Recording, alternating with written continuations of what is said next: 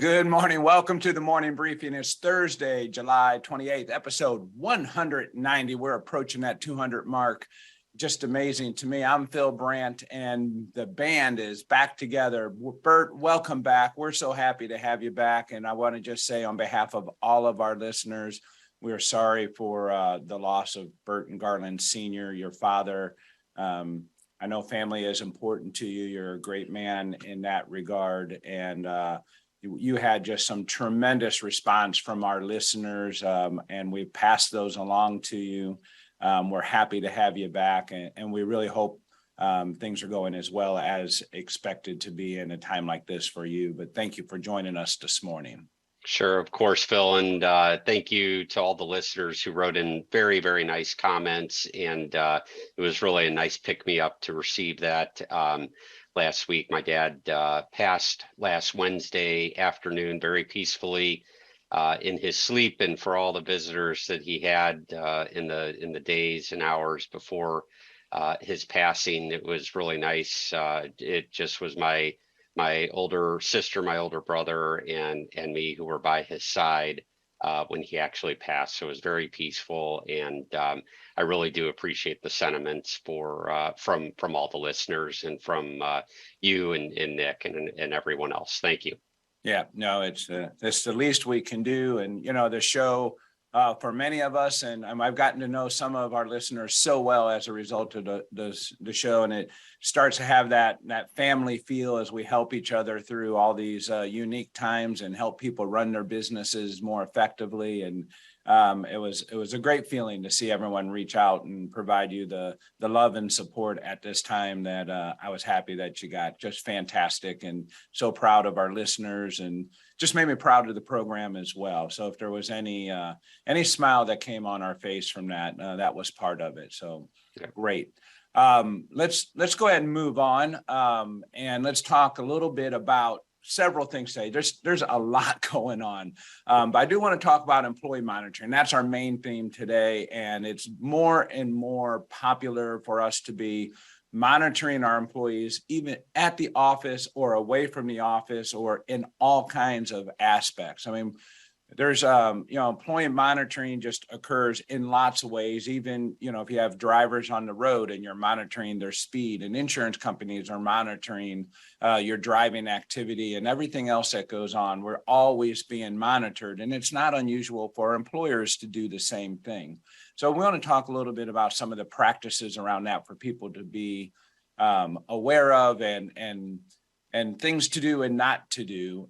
However, there are other things that are happening I want to get to. The Eastern District of Tennessee, a federal judge delivered a blow on a ruling for public schools and private businesses that I want us to talk about. I think people will be interested in.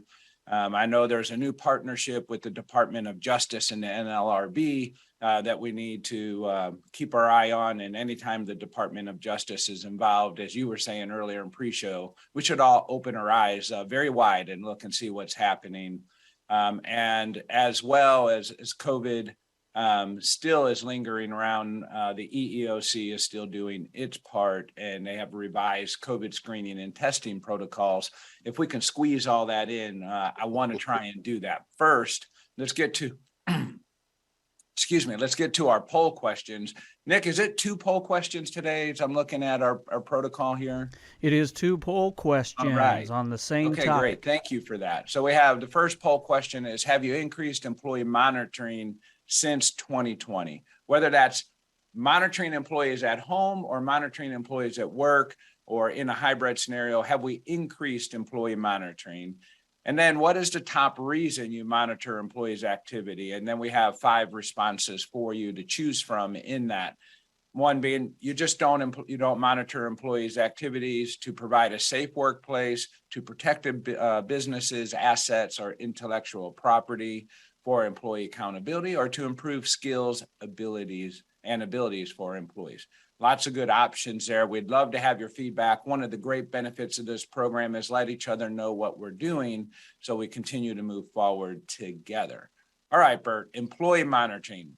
You get calls, I'm sure, as I do, about monitoring employees at work, at home.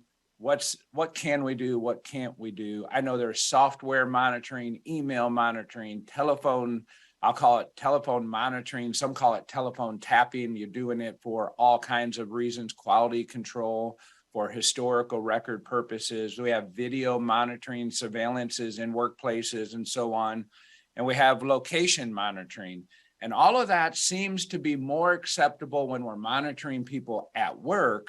But when we say we're going to do that same activity at home for work purposes, then things get a little bit dicey. So I just want to pause, Bert, and get your take on some of that. And tell us a little bit about what you're experiencing when the phone rings and you're having these conversations. Yeah, so thanks, Phil. So it's really interesting, and when you're exactly right that when employers are monitoring in the workplace, when they're monitoring when employees are at work, employers have greater leeway to monitor. And it's because at that point, the employer owns all of the equipment, the private employer owns the facilities, and the monitoring very well may be a condition of employment. We've talked a lot on the program over the last couple of years. People have heard me mention the notions of consistency and fairness. And consistency, I think, is actually more important than fairness. We've talked about that for myriad reasons. But well, consistency creates fairness in some ways. In some ways. But consistency really means that you're not treating people differently, or you're not treating people disparately, and that can keep you out of legal trouble. Unless it's consistently different. Unless it's consistently different. But yeah, what I'm talking about is treating people consistently the same. And what I think is important here is that consistency, while that's probably a little bit more important than fairness, fairness is also very important. And from a fairness standpoint, and also from a legal compliance standpoint, if an employer wants to monitor, whether that be in the workplace or monitoring remote workers, I think is a fundamental notion of fairness that employers should advise employees of the monitoring and obtain the employee's consent. And I think that's even more so when the employee is working remotely, possibly working out of their home, maybe using some of their own equipment. And I think that we really do, as employers, want to make sure that employees are aware of exactly what type of monitoring we're going to be doing, and then obtain that employee consent. And then if the employee refuses to consent, the employer has some options that it can take, either to force consent or to part ways with the employee. But the point being, with COVID and the prevalence of remote work these days, these issues have really come to the forefront, the issue of employee monitoring. Yeah. And, one of the things that happens for me, and the most common way I'm dealing with it, is employees are on Zoom calls, and that Zoom call is maybe occurring from a hybrid or a work from home employee altogether. And someone notices something in the background of the Zoom call. The camera's on, the background's not blurred. It's their living room, it's their kitchen, it's a part of their home. And then there's activity going on in the home. And one employee brings up a concern about that activity to management or leadership. And then I get a phone call, we saw something we didn't like. We don't have a policy. We never addressed it. We don't like it. What can I do?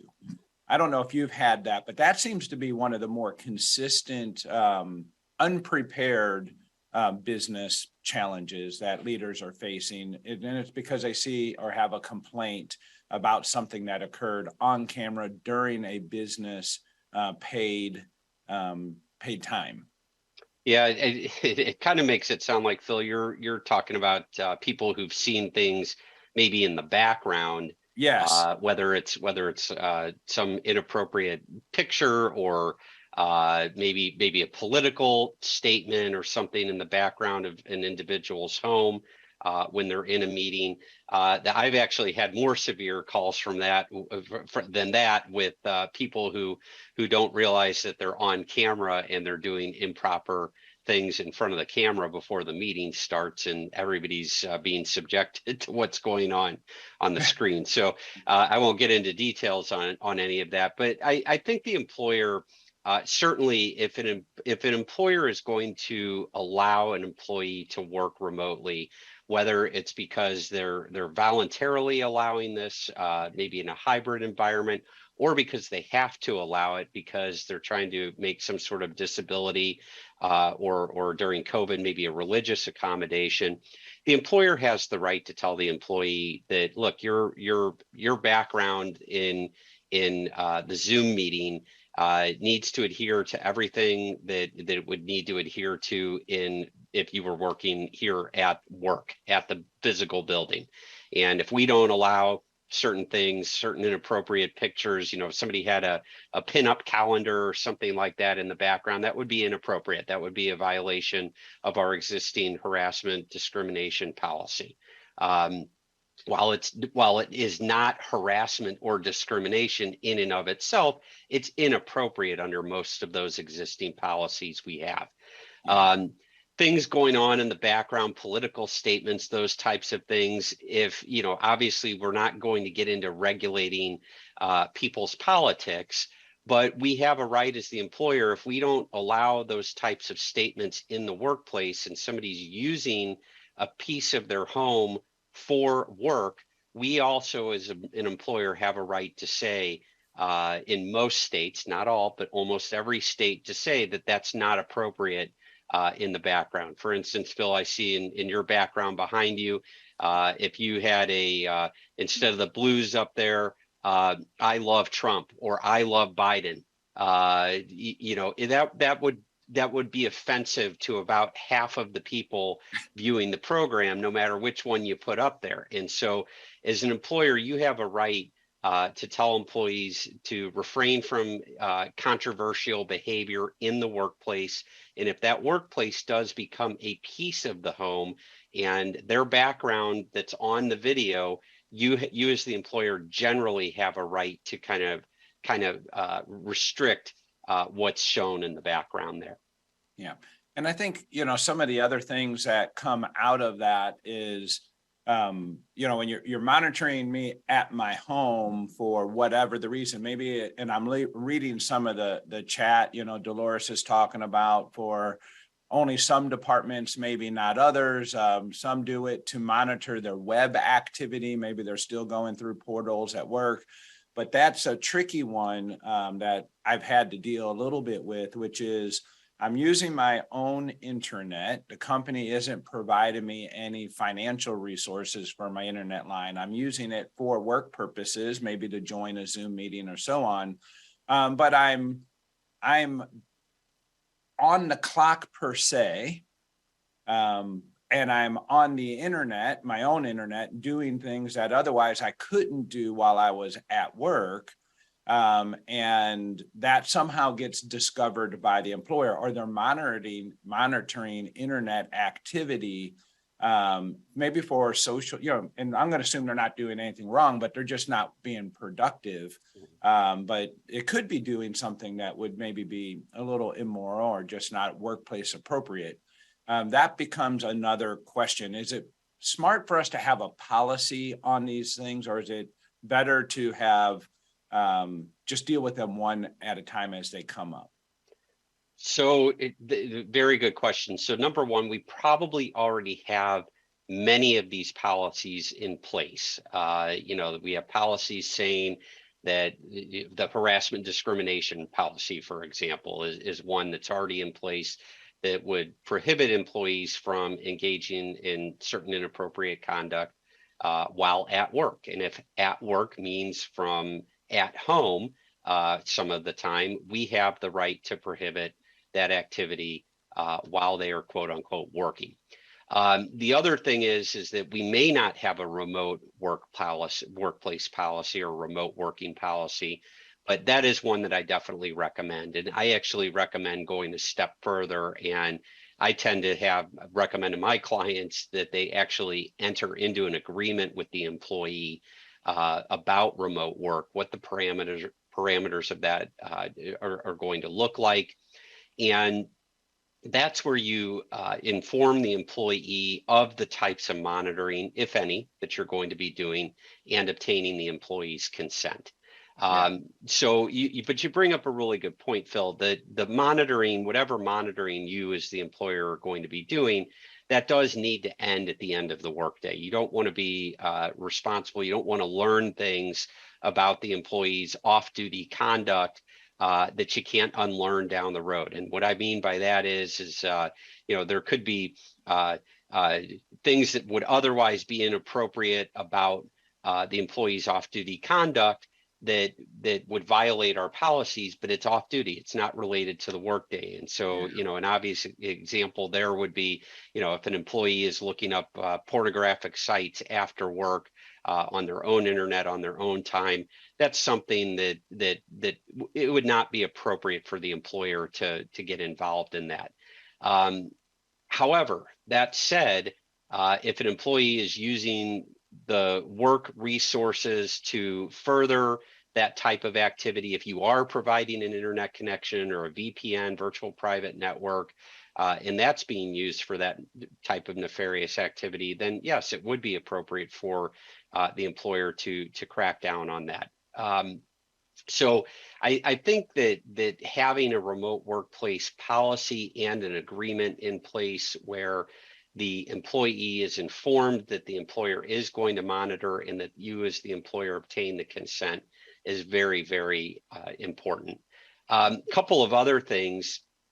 So that's kind of it from a policy standpoint. The monitoring can take many different forms.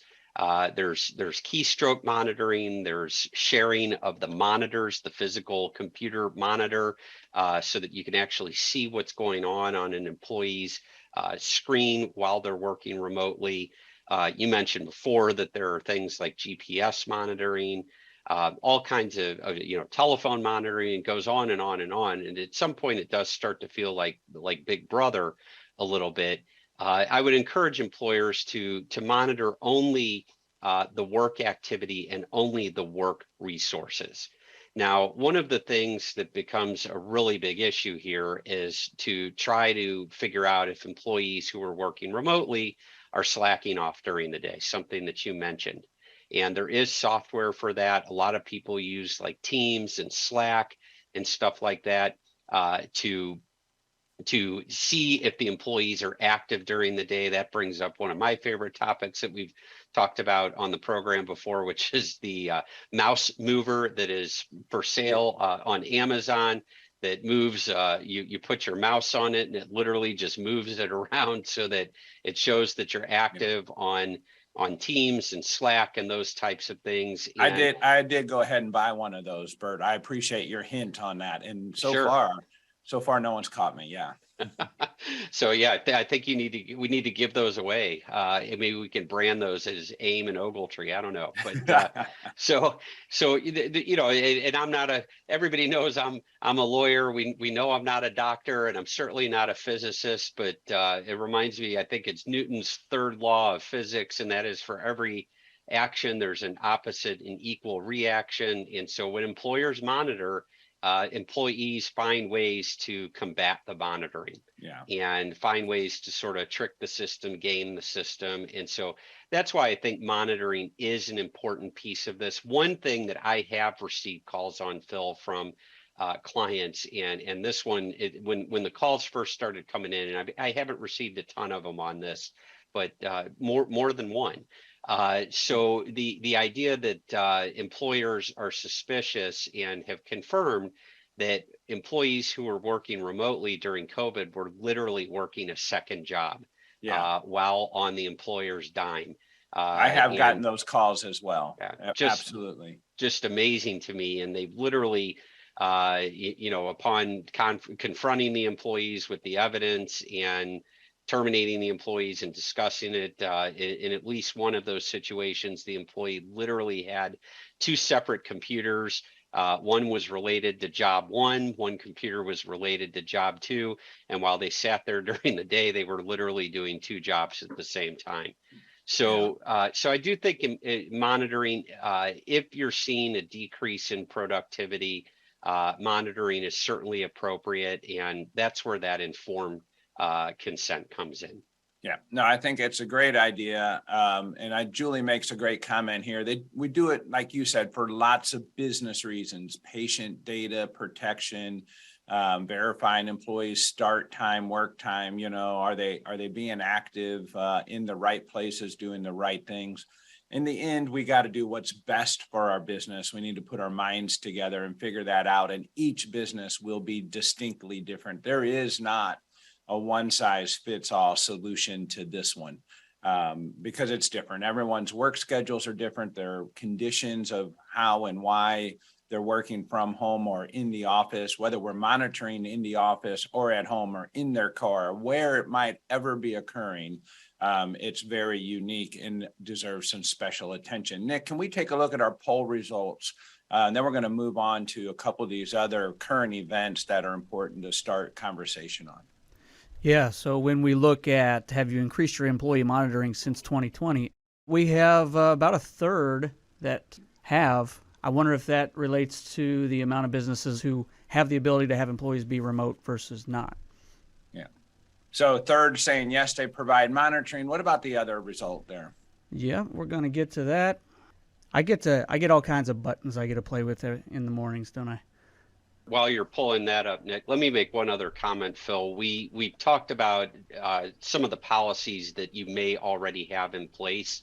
One of the policies I think that you can look to, that employers can look to, and gosh, it's probably been about 7, 8, 9, maybe even 10 years. I wrote an article for AIM in your newsletter on BYOD, bring your own device policy, and recommended to employers that as smart devices were becoming more and more prevalent, that employers at least consider the issues when you are going to allow an employee to bring their own device to work and connect to your computer systems.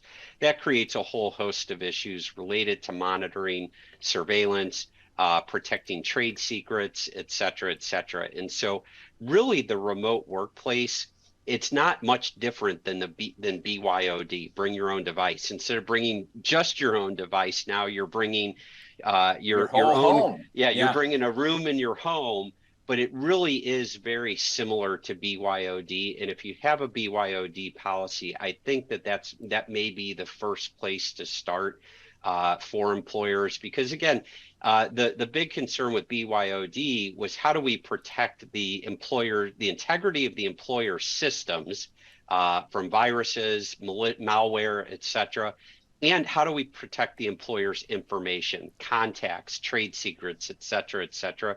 It's really no different. They're now bringing, instead of just a smartphone, they may be bringing their entire computer and then the background of the room that they have at home. So again, not entirely different. And I've always recommended with BYOD that you inform the employees of the type of monitoring you're going to do on that device and obtain their consent. Yeah, no, that's a great way of looking at it, Bert. Thank you for mentioning that. That is one I will keep in mind for sure. Okay, Nick, let's take a look here.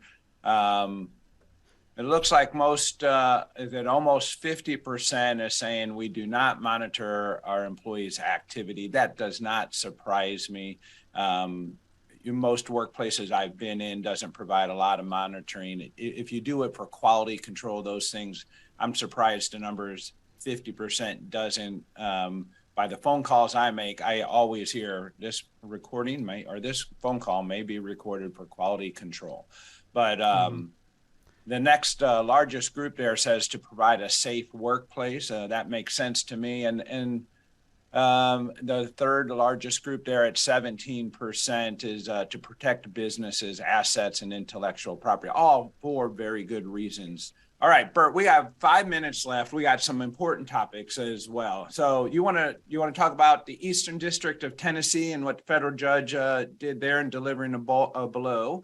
Do you want to talk about Department of Justice, NLRB, or the EOC revised COVID screening test? And I would vote for one of the two others other than revised screening test. So yeah, let's skip the revised screening tests. I can cover that one very briefly and just tell people that for COVID screening, the EOC has backed off of saying that COVID screening is a business necessity under the ADA. Now that the pandemic, depending on what you read, seems to be waning. I guess we're hearing the Biden administration talking out of both sides of its mouth for a change. We're hearing that that COVID's waning, but we're hearing that COVID's resurging. Just know that the EOC is saying that you now need to prove business necessity as an employer, and they offered some guidance out there on that. Another hot topic. How is that for covering it fast? Another hot topic these days is the people on the program have heard me talking that the EEOC, the Department of Labor, and the National Labor Relations Board have entered into, under the Biden administration, historic cooperation memoranda, where these agencies are now going to be sharing information between the agencies. And that means if the NLRB shows up at your door to investigate something and they see something that might be a wage and hour violation or a Title VII violation, they're going to pick up the phone and they're going to call those other agencies, or they may send an email. And it's not just the NLRB knocking on your door, then it might be the EEOC or the Department of Labor. Well, going one step further, the NLRB has now entered into a cooperation memorandum with the Department of Justice, particularly as it relates to employee classification. So think of the gig economy businesses, and as it relates to unfair competition. So what this means, anytime I hear Department of Justice come up, it starts to, make me worried that they're going to be looking at things from a criminal perspective. I think, and there's also another cooperation agreement signed between the NLRB and the FTC, the Federal Trade Commission. And so it just shows that how activist the NLRB is becoming, entering into these cooperation memoranda. They're not just looking to protect employees' rights to organize. They are literally looking to try to catch businesses violating employees' rights and possibly engaging in criminal conduct across the board. And they won't hesitate to involve any of these other agencies, including the Department of Justice, which again may have criminal implications for businesses. So that one, just be aware of that. The last one I'm going to cover is on July 15th, the United States District Court for the Eastern District of Tennessee entered a preliminary injunction barring the EEOC and the Department of Education from enforcing the guidance documents those agencies issued to interpret Title VII and Title IX, respectively, in the context of the U.S. Supreme Court's decision a couple years ago in Bostock versus Clayton. You'll remember in that case, the court held that Title VII prohibited sex discrimination, including prohibiting employers from discriminating against employees because of an individual's sexual orientation or gender identity. That's what the Bostock decision said. Very importantly, the Supreme Court in that decision they specifically said it was only addressing the question of whether employees could be fired under Title VII for their LGBTQ status, and the court was not addressing, absolutely not addressing issues such as bathrooms, locker rooms, or anything else of the kind. In response to that, the Biden administration issued an executive order which directed federal agencies to interpret federal laws that prohibit sex discrimination to prohibit discrimination on the basis of gender identity or sexual orientation. And in response to that, in June of 2021, the Department of Education and the EEOC issued guidance on that. which really expanded and waded into areas that the Supreme Court specifically said it was not wading into. So 20 states sued. I am actually going to name them. Obviously, Tennessee sued because the decision came out of Tennessee. But for our listeners in particular, it's relevant to know the states. It's Alabama, Alaska, Arizona, Arkansas, Georgia, Idaho, Indiana, Kansas, Kentucky, Louisiana, Mississippi, Missouri, Montana, Nebraska, Ohio, Oklahoma, South Carolina, South Dakota, and West Virginia, in addition to Tennessee. And what that judge's decision means is that in those 20 states, the EEOC, neither the EEOC nor the Department of Education can enforce their guidance documents requiring private businesses and educational institutions to provide for transgender bathrooms, locker rooms, or other facilities. So very important decision here. We'll have to watch for developments on this. What it means is that court is saying that those states have a substantial likelihood of winning the case on the underlying merits, and therefore the court issued the injunction in those 20 states only. Now, one thing I want to mention is that there are myriad state laws that employers and schools might have to comply with. So just because the EEOC and the Department of Education aren't able to enforce their guidance, if you still are in a state that has a state law protecting LGBTQ access to bathrooms, locker rooms, or other facilities, you may need to be you need to be aware of those states' laws and how to comply with those. So very big development just on July 15. I feel like I've been gone for a month, even though I've only been gone for a week here, and lots of things going on. And maybe next week, Phil, we can talk in more detail about the partnership agreements, the partnership memoranda between the agencies. And also another hot topic that we really do need to cover is apparently Senators Manchin and Schumer have reached a deal on taxes, climate, energy, Obamacare, et cetera, et cetera. And so I think that's going to be very relevant for employers as we kind of flush out what is contained in that agreement. Well, there you have it. That's next week's program, Thursday, 7:30 Central Time. We'll see you back here at that time. Thank you very much. Have a great weekend. Bye-bye.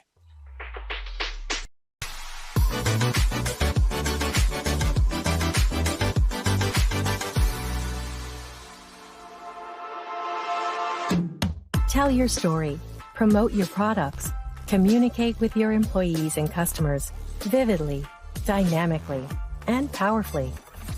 Whether it's a company video, recruitment video, online training, or live meeting, Feature Group can help you, from scripting to highly polished finished production.